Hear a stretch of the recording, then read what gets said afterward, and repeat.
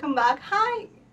So, I really like books, and I think that they are like a magical gateway to a different world because when you read a book, you can imagine stuff, and each reader imagines something differently, which is the beauty of it, which actually differentiates it from movies and other like visual media.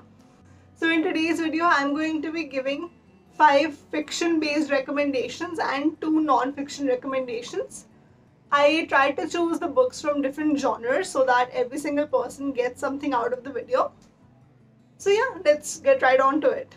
The first book is Lyrebird by Cecelia Ahern. Now this is kind of like a love story because Cecelia Ahern mostly writes romantic novels, but it also has some different aspects to it. It has like different layers to the story, and there's an entire storyline apart from the actual love story, which is what I really like about Cecelia Ahern.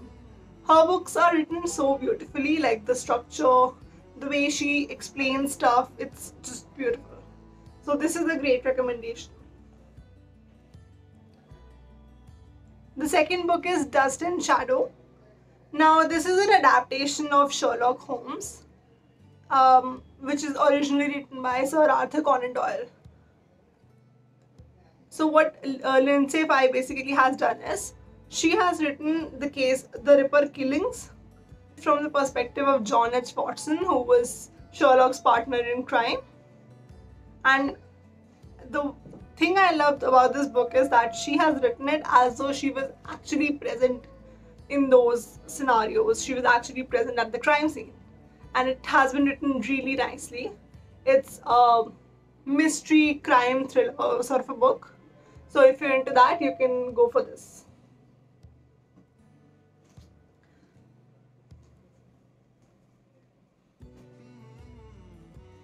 The third book is Da Vinci Code by Dan Brown.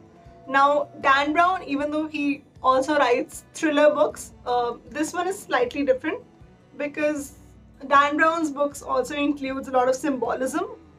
So the genre is kind of different from general crime fiction. This one particularly is based in the Louvre in Paris, where a murder has occurred, and Professor Langdon, who is an expert in symbolism, he is supposed to be decoding a code which should actually solve the murder and solve a historical conundrum. This is again, like, I absolutely love Dan Brown, and his books are written so nicely. Everything just ties up together.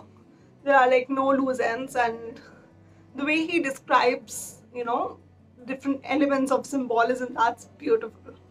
So if you are kind of into symbolism and you also like thriller books, you would love this. The next book is this one. This is the Firebird series. This has 3 separate books. So this particular one is the third part. This is written by Claudia Gray. This is a sci-fi / young adult sort of a novel.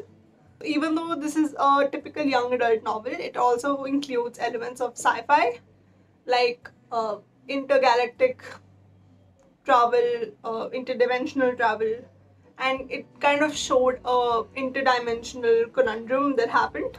So if you have an interest in sci-fi and you also happen to like young adult, you would like this one. The next book is this one, For One More Day by Mitch Albom. Now, the one thing that I really like about Mitch Albom is, even though these books are fiction, he writes them based off of his own life. So For One More Day kind of represents the relationship he had with his mother, and he actually stated in an interview that this book has been written off of real life accounts. That makes these books really relatable and very personal. So that's what I really like about that. Now on to the non-fiction segment. The 2 books I would be recommending are Who Moved My Cheese by Spencer Johnson. Now this is more of a self-help and motivational sort of a book, where through a story of a little mouse and like a maze that they were trying to solve, he taught us different life lessons that the little mouse kind of discovered along the way. The thing I really liked about this book is how he incorporated this story about the mouse and cheese with real life learnings that we could also apply on ourselves. The second book is Pakistan Coding the Abyss. This has been written by Tilak Devashar. It's a historical non-fiction sort of a book, so if you're into history or you like political sort of books, you would be into this. Tilak Devashar was a special secretary in the cabinet under Raw, and he wrote about the history of Pakistan and why it is how it is now at the moment. So he also tells about partition and what the conditions were at the time and how the government was formed and all those kind of things. So that's it. These were my recommendations for the books.